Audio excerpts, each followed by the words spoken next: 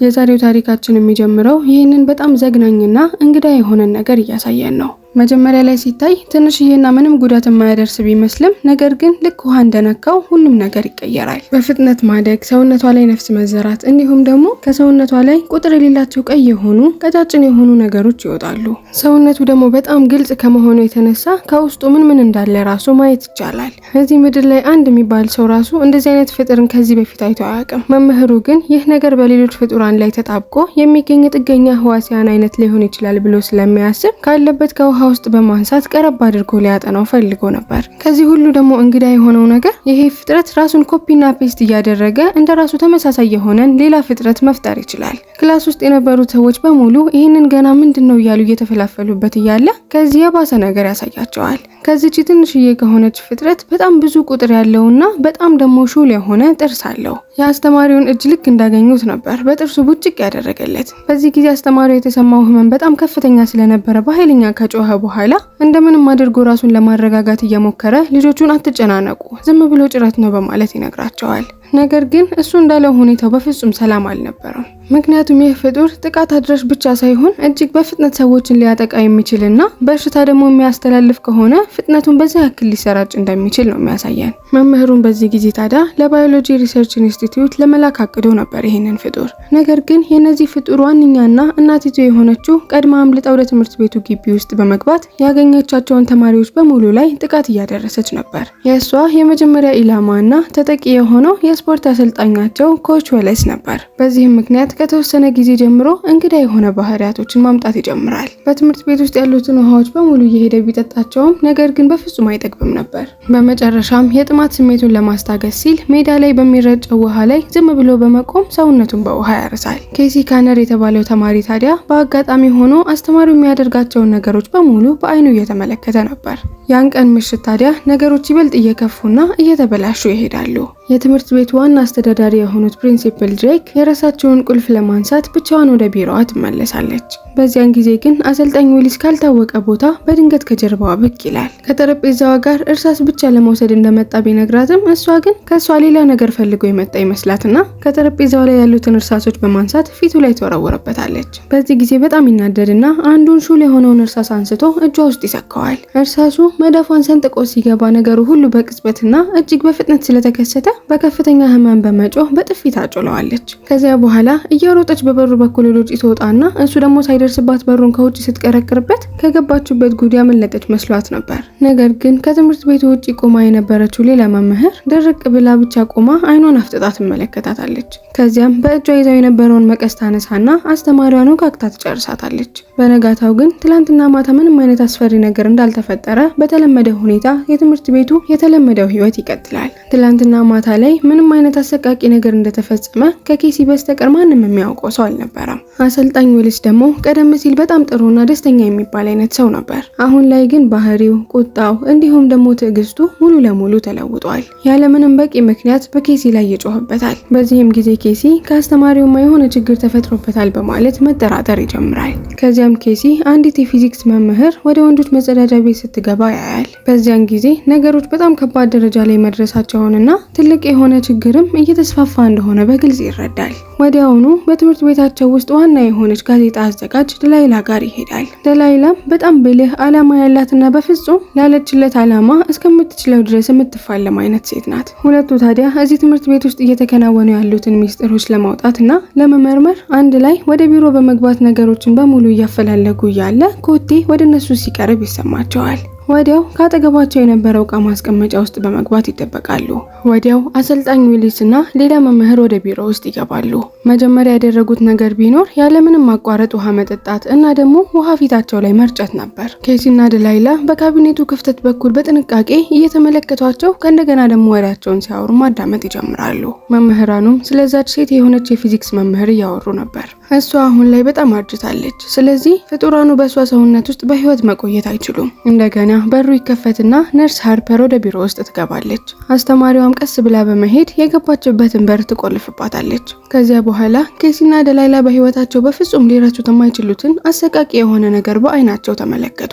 አሰልጣኝ ዊሊስ ነርስን ጭንቅላቷን ጥፍር አድርጎ ይዛትና ፍራሹ ላይ ያስተኛታል። የፊቱ ገጽታ በፍጥነት መቀያየርና መበላሸት ይጀምራል። ከዚያም ዝቅ ይልና ምላሱን በመጠቀም ብቻ ነርሲቷን ይገላታል። ደላይላ ታዲያ በተመለከተችው ነገር በጣም ስለደነገጠች መሬት ላይ ትወድቃለች። በዚህ ጊዜ እዚያ ውስጥ ተደብቆ የነበረ አንድ ሬሳ ነበርና ስለነካችው ከተደበቀበት ቦታ ላያቸው ላይ ይወድቃል። ሬሳውም ፊዚክስ አስተማሪያቸው ነበረች። ዊሊስም ምንድነው እዛ ውስጥ ያለው በማለት ወደ ዕቃ ማስቀመጫው ይጠጋል። ነገር ግን ገና በሩን ሊከፍተው ትንሽ ሲቀረው ኬሲ ከውስጥ የነበረውን አንድ እንጨት ያመጣና ሆዱ ላይ ገፍቶ ይወረውረዋል። ከዚያ በኋላ ከክፍሉ ወጥተው ወደፊት በኃይለኛው እየሮጡ እያለ ከፊት ለፊታቸው ዳይሬክተሯ ድሬክን ያገኟታል። ይህችም ባለፈው በማታ ተገድላ የነበረችው ዳይሬክተር ነበረች። ስለተፈጠረው ነገር በሙሉ ለእሷ ለማስረዳት በሚሞክሩበትም ጊዜ እሷ ግን ከነሱ አፍ የሚወጣውን አንዳችም ቃል ልታምናቸው አልቻለችም። ከዚያም መልሰው ወደ ጀርባቸው በሚዞሩበት ጊዜ ቅድም የሞተችው ነርስ ምንም እንዳልተፈጠረ ቆማ ይመለከቷታል። በዚህ ጊዜ በዙሪያቸው ያሉት ነገሮች በሙሉ ግራ እያጋቧቸው ስለነበረ ዝም ብለው ወደ ሌላ ቦታ እየሮጡ መሄድ ይጀምራሉ። ኬሲ የሆነ ነገር አዳልጦት መሬት ላይ ሲወድቅ፣ ደላይላ ደግሞ በሩን ከፍታ እግሬ አውጪኝ ብላ ትሮጣለች። አስተማሪዎቹ ግን አንዳቸውንም ራሱ ለማባረር አልሞከሩም። ኬሲ በኋላ ላይ ቤተሰቦቹን እንዲሁም ደግሞ ፖሊሶቹን ይዞ ትምህርት ቤት ውስጥ ያሉትን ነገሮች ለማጣራት ይመጣሉ። አስተማሪዎቹም ቢሆኑ ፖሊሶቹ ትምህርት ቤቱን ለመፈተሽ እንፈልጋለን ሲሏቸው ተስማምተው በደንብ አድርገው የሚፈልጉበት ቦታ በሙሉ እንዲያዩ ይረዷቸዋል። ቅድም ሬሳ በት የነበረው ዕቃ ማስቀመጫ ሲከፈት በአሻንጉሊት ተቀይሮ ነበር። ዳይሬክተሯም ከፖሊሱ ጋር ለብቻችን እንድነጋገር ፈልጋለሁ በማለት አንድ ክፍል ውስጥ ይዛው ትገባና ትንሽ ቆይተው ከዛ ክፍል ሲወጡ ደግሞ ፖሊሱም እንደ ሌሎቹ ሰዎች ፊቱ ኩስትር፣ አይኑ ደግሞ ዝም ብሎ ፍጥጥ ማለት ይጀምራል። እሱም በዚያ እንግዳ በሆነ ፍጡር አሁን ላይ ተበክሏል ማለት ነው። ፖሊሱ ከወጣ በኋላ ዳይሬክተሯ የኬሲን እናት እኔና አንቺ ለብቻችን እንድናወራ ፈልጋለሁ በማለት እሷንም ለብቻዋ ልትወስዳት ስትል ኬሲ ነገሩ ስለገባው ደንግጦ የሐኪም ቀጠሮ አለብን በሚል ሰበብ ሌላ ነገር ከመፈጠሩ በፊት እናቱን ከዚህ ጉድ ውስጥ ያወጣታል። ይህ በእንዲህ እንዳለ በእንጀራ አባቷ ወይም ደግሞ በአሰልጣኝ ዊሊስ አካል ውስጥ የምትሰራዋ ዋናዋ እናቲቱ ፍጡር ሙሉ በሙሉ አካባቢውን መቆጣጠር ስራዋን ትጀምራለች። አስተማሪዎቹ እንዳለ ታዲያ አንድ በአንድ በዚያ ፍጡር እየተያዙ ያልቃሉ። ሁሉም በአንድ ክፍል ውስጥ ተሰብስበው በጥማት ሊሞት እንደደረሰ ሰው ያለ ምንም ማቋረጥ ያገኙትን ውሃ በሙሉ መጠጣት ይጀምራሉ። ከዚያም በኋላ ደግሞ እነዚህ የተበከሉ መምህራን ተማሪዎቹን በሙሉ እንመርምራችሁ በሚል ተልካሻ ምክንያት እያሰለፉ ወደ ላብራቶሪው አንድ በአንድ እያስገቧቸው እዚያ ክፍል ውስጥ ደግሞ እየገቡ የሚወጡት ተማሪዎች በጠቅላላ በጣም ተናዳጅ ሆነው ፊታቸው ላይ ደግሞ ምንም አይነት ስሜት የሌለውና ባዶ ሆኖ ወዲያው ደግሞ ውሃ ለመጠጣት የሚሮጡ ይሆናሉ። ኬሲም በዚህ ጊዜ የሚፈጠሩትን ነገሮች በሙሉ ካስተዋለች በኋላ ያን ጊዜ ከአስተማሪው ጋር ቆመው ስለተመለከቱት ትንሽዬ የሆነ ፍጥረት ማሰብ ትጀምራለች። ከዚያም ሀሳቧን ለጓደኞቿ ከነገረቻቸው በኋላ ኬሲ ሁለቱ ክላስሜቶቹን በመያዝ ወደ ላብራቶሪ ተያይዘው ይሄዳሉ። ላብራቶሪ ውስጥ የነበረው የአሳ ማስቀመጫ ውስጥ የነበሩት ትሎች ታዲያ ሙሉ በሙሉ ጠፍተው ነበር። ይህንንም የተመለከተው ኬሲ አሁን ላይ አመነ። ኤሊያኖች ትምህርት ቤቱን በሙሉ ተቆጣጥረውታል። እያንዳንዱ መምህርም ቢሆን በእነሱ ተይዟል። በሌላ በኩል ደግሞ ዚክ ታይለር የሚባለው ልጅ ሜሪ ቤት የተባለችውን አዲሷ ተማሪና በጣም ፈገግተኛ የሆነችውን ልጅ ላይ አይኑን ጥሎ ነበር። እሷን እየቀለደና እያጫወተ ወደ ኬሚስትሪ ላብራቶሪ ይዟት እስከሚገባ ድረስ ጊዜ አልፈጀበትም ነበር። እዛ ውስጥም ገብተው ወደ ሌላ ነገር ሊገቡ ሲሉ ከክፍሉ አጠገብ ባለው ክፍል ኬሲ እያወራ እያለ ይሰሙታል። በዚህ ጊዜ ዚክ የሚያደርገውን ነገር ያቋርጥና በእሱ ላይ ለመቀለድና ለማፌዝ ወደ እነሱ ክፍል ይሄዳል። በዚያን ጊዜ ወዲያው መምህር ፍሎንግ ብቅ ይልና ለምንድን ነው ክፍላችሁ ውስጥ ያልገባችሁት በማለት ይጠይቃቸዋል። በዚህ ጊዜ ዚክ ኬሲ ቅድም ስለ አስተማሪዎቹ በሙሉ ሲያወራቸው የነበረውን የጠረጠሩትን ነገር በሙሉ ያለማንገራገር ለአስተማሪው በቀጥታ ይነግረዋል። ከዚያ በኋላ ግን ኬሲ እስካሁን ድረስ አስተማሪዎቹን ሲጠረጥር የነበረው ነገር በሙሉ ልክ እንደሆነ ይረዳሉ። ወዲያው መምህሩ ኬሲን አንገቱን ጥብቅ አድርጎ በእጁ ይዘውና አንስቶ ይወረውረዋል። ዚክ በፍጥነት ትልቅ የሆነ መቁረጫ ያወጣና የመምህሩን አምስቱንም ጣቶች ቆርጦ ሲጥላቸው ጣቶቹ ግን አልሞቱም ነበር። ልክ ነፍስ እንዳላቸው አካላት እየተሯሯጡና እየተሳሳቡ ራሳቸውን ችለው መሄድ ይጀምራሉ። መምህር ቭሎንክም ዚክን ጠረጴዛ ላይ ይጥለውና በተቆረጠው እጁ በኩል ቁጥር የሌላቸው ቀያይ የሆኑ የሚያስፈሩ ነገሮች እያወጡ ወደ ዚክ እየሄዱ እያለ በስተመጨረሻው ቅጽበት ግን ዚክ የሽንት ማጥፊያ መድኃኒት አውጥቶ ቀጥታ የመምህሩ አይን ላይ ይረጨዋል። በዚህ ጊዜ መምህሩ በከፍተኛ ስቃይና ህመም እየተሰቃየ ወደ ሌላ ቦታ ይሄዳል። ዚክ ይህንን ያደረገው ቶሎ ብሎ ራሱን ከአደጋ ለማስወጣት ሳያስበው ያደረገው ነገር ቢሆንም ነገር ግን ወሳኝ የሆነ ሚስጥር ነበር ያወቁት። የሽንት ማፋጠኛ መድኃኒቶች የእነዚህ ፍጡሮች ዋነኛ የሆኑ ድክመቶች ናቸው። የፍጡሩን ናሙና በብልቃጥ ይዘው በፍጥነት ከቦታ ያመልጣሉ። ከላብራቶሪ ሲወጡ ግን በትምህርት ቤቱ ውስጥ ከፍተኛ የሆነ ጸጥታ ሰፍኖ ነበር።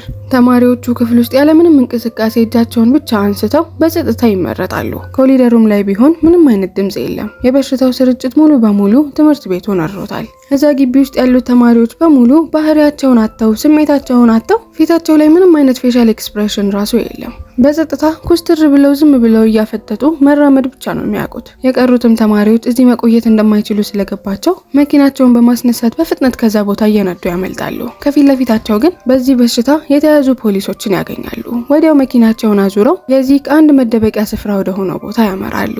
ዚክም በዚህ ጊዜ አተራማሽ ነኝ ማለት እኔ ደደብ ነኝ ማለት አይደለም እሺ በማለት ከዛ ቦታ ይዘው የመጡትን ናሙና ትንሽ ቆርጦ ነጭ አይጥ ባለችበት ጎጆ ውስጥ ይጥለዋል። ፍጥረቱ ላይ አንዲት የጠብታ ውሃ ሲጨምርበት ፍጡሩ ወዲያውኑ ወደ አይጧ ሰውነት ውስጥ ሰርጎ ይገባል። ዚክም አይጧን ገድሎ ፍጡሩን ከሆዷ ውስጥ በሚያወጣው ጊዜ የተገኘው ውጤት የሚከተለው ነበር። ይህ ፍጡር የሰዎች ሰውነት ውስጥ ከገባ በኋላ ራሱን ችሎ መኖር የሚችል አይደለም። ይልቅ የዋናዋ እናቲቱ ፍጡር አካልና መጠለያ ነው። አንድ ጊዜ ሰውን ከያዙ የሰውየው ሰውነት ሙሉ በሙሉ በነሱ ቁጥጥር ስር ይውላል። በሳይንስ ሕግ መሰረት ደግሞ የነዚህ ፍጡሮች በሙሉ እናታቸውን አንድ ጊዜ ካጠፋት እነዚህ ፍጡሮች በሙሉም ይጠፋሉ። ስለዚህ ያገኙት ጥሩ ዜና የሽንት ማፋጠኛ መድኃኒቱ እንደሚሰራ፣ ጥቂት የሆነ መድኃኒቱን ፍጡሩ ላይ ጠብ ካደረጉት ውስጡ ያለውን ውሃ በፍጥነት ይወስድበትና ወዲያውኑ ድርቅ ብሎ እንዲሞት ያደርገዋል። ደላይላ ግን በዚህ ጊዜ ሳንጎዳና እኛንም ሳይወሩን በፊት እስከምንችለው ድረስ ብንሸሽስ በማለት ሀሳቧን ስታቀርብ፣ ኬሲ ግን በፍጹም አንሸሽም፣ የእናትየውን ዋና አካል እናገኝና እሷን ማጥፋት አለብን በማለት ይናገራል። አሰልጣኝ ስታን ታዲያ አንድ ጥያቄ ያነሳል። እዚህ ካለነው በዚህ በሽታ እንዳልተያዝን በምንድን ነው የምናውቀው በማለት ጥያቄውን በሚያነሳ ጊዜ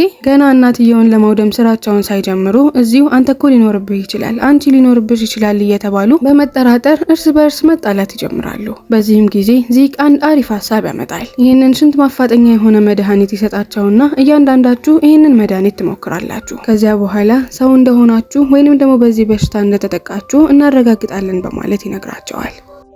ሆኖም ግን ያደረጉት ምርመራ ማንም ያልጠረጠረውን እውነት ነው ያስወጣው። ደላይላ በዛ ፍጡር ተይዛ ነበር። ልክ ስታን ወደ እሷ ሲጠጋ ትገፈትረውና መሮጥ ትጀምራለች። ኬሲም ሽጉጡን አንስቶ እሷ ላይ ቢደቅንባትም ነገር ግን በጣም ይወዳት ስለነበረ በፍጹም ሊተኩስባት አልቻለም ነበር።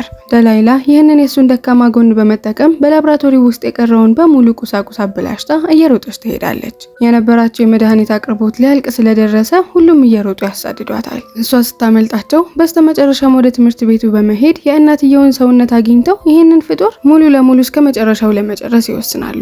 ትምህርት ቤቱ ደግሞ በሰዎች ተሞልቶ ነበር። ምክንያቱም ዓመታዊ የሆነው የእግር ኳስ ጨዋታ የሚካሄድበት ቀን ስለነበረ ግማሹ የህዝብ ከተማ እዛ ነው የተሰበሰበው። የዚህን ሁሉ ነገር ዋና ፍጡሯን እናትየውን ካላገኟት በስተቀር እዚህ የመጣው ህዝብ በሙሉ መበከሉ ነው። በህዝቡ መሀል ታዲያ እየተንቀሳቀሰች የነበረውን ዳይሬክተሯን ከሩቅ ይመለከቷትና እሷ ዋና ስለምትመስል የእናትየው አካል የሚገኘው እሷ ውስጥ ነው ብለው ስላሰቡ ወጥመድ ሊያዘጋጁላት ወደ ሌላ ቦታ ሲሄዱ እሷ ማየታቸው ነበር።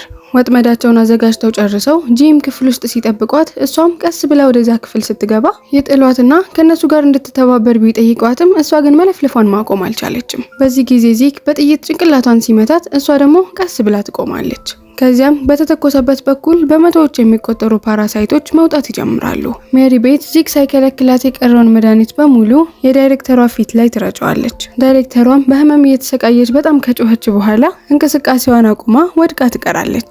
የዳይሬክተሯ ሰውነት ውስጥ ታዲያ የገደሉት የእናትየውን ነፍስ ከሆነ በትምህርት ቤት ውስጥ ተይዘው የነበሩት ሰዎች በሙሉ አሁን ላይ ወደ ጤናቸው ይመለሳሉ ብለው ስላሰቡ ስታንም በዚህ ጊዜ እናንተ እዚሁ ጠብቁኝ፣ እኔ ስለ ሁኔታው ለማረጋገጥ ሄጄ እመጣለሁ በማለት ወደ ውጭ ይወጣል። የቀሯቸው 2 መድኃኒቶች ብቻ ነበሩ። ስታን ደግሞ ሲወጣ አንዱን ይዞ ነበር።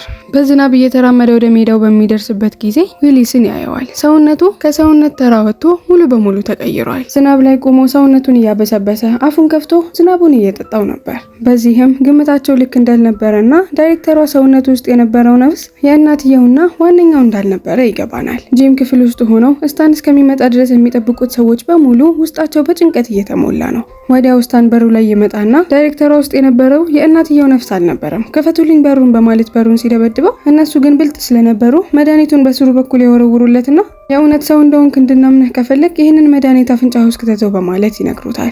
እሱም እሺ በማለት ወደ አፍንጫው ጋር ያስጠጋውና እየሳቀ መሬት ላይ ያፈሰዋል። እሱም በነዛ ኤሊያኖች ተበክሎ ነበር። አሁን ላይ ያላቸው መድኃኒት ራሱ አልቆ እዚህ ጂም ውስጥ ቀርተዋል። ዚክ በድንገት መኪና ውስጥ እኮ የተቀሩት መድኃኒቶች ነበሩ፣ ሂደን እናምጣው በማለት ከኬሲ ጋር ወደ መኪናው ጋር ለመሄድ ያቀናሉ።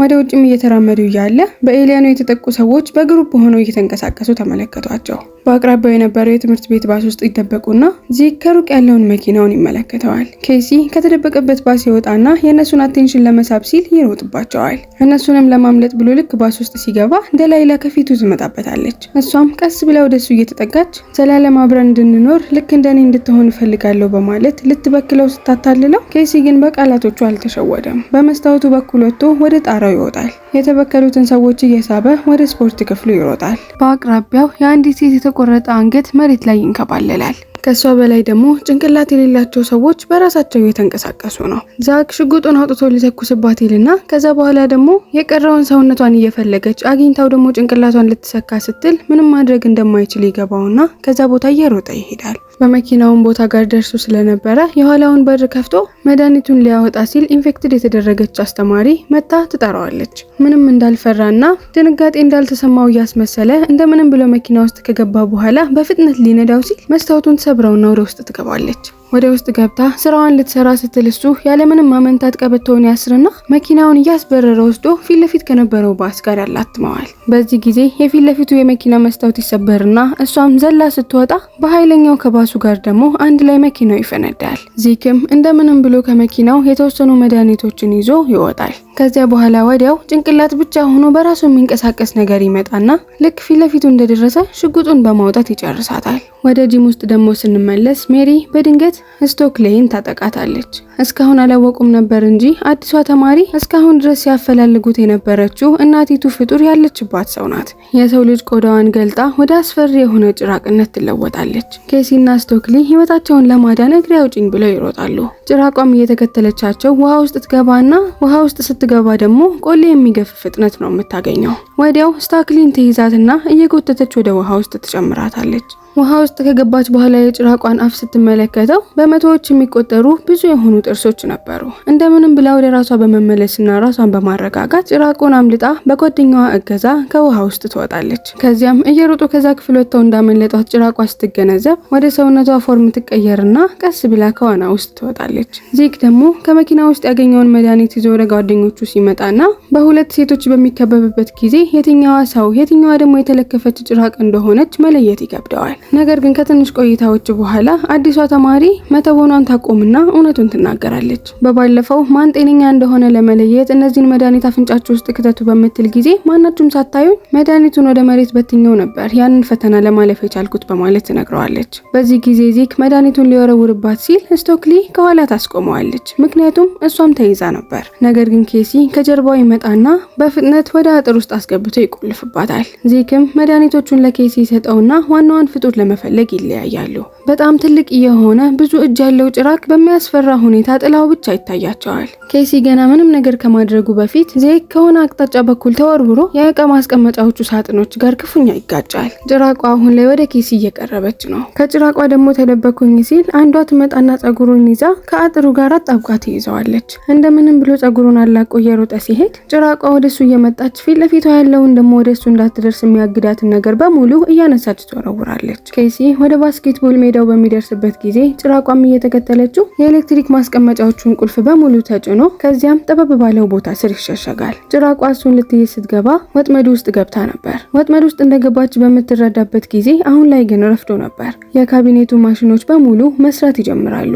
መቀመጫዎቹም እየጨመቋት፣ ኬሲም ደግሞ ቢሆን በስተመጨረሻው ሰከንድ ነበር ከዚያ ቦታ ዘለው ያመለጠው። ጭራቁ በጣም ትልቅ ስለነበረ ከዛ ቦታ በፍጥነት መውጣት ስላልቻለ ማሽኑ ሲጨመቅ ጭራቋ በከፍተኛ ህመም ህመም በመጮህ በነጭ ስጋዋ በኩል በሳይንስ ሊገለጹ የማይችሉ ፍጡራን ወደ ኬሲ ቆዳው ላይ ይረጫሉ። እሱም መድኃኒቱን ስለረጨባት ሁሉም ነገር ያበቃ ቢመስለውም በስተመጨረሻ ግን የመድኃኒቱ ስራ መስራት ይጀምራል። የእናቲቱ ሰውነት በሙሉ ያለው ውሃ እየወጣ መድረቅ ትጀምራለች። የኬሲም ሰውነት ውስጥ ሲገቡት የነበሩት ጭራቆች ቀስ በቀስ ወደ መሬት ላይ ይወድቃሉ። በዚህ መልኩ እዚህ ካምፓስ ውስጥ ተይዘው የነበሩት ሰዎች በሙሉ ከጭራቁ በነፃነት ወጥተው ወደ በፊቱ ማንነታቸው ይመለሳሉ። ኬሲ ኮነርም ትምህርት ቤቱንና መላውን ከተማ የመጣበትን ታላቅ የሆነ አደጋ ያደነ ታላቅ ጀግና ሆነ። ለረጅም ጊዜም ሲወዳት ከነበረችው ደላይላ ጋር በስተመጨረሻም አንድ ላይ ለመሆን ቻሉ። የዛሬው ፊልማችን በዚህ ያበቃል። ከተመቻችሁ ሰብስክራይብ፣ ያልተመቻችሁ ነገር ካለ ደግሞ ኮሜንት ላይ አስቀምጡልኝ።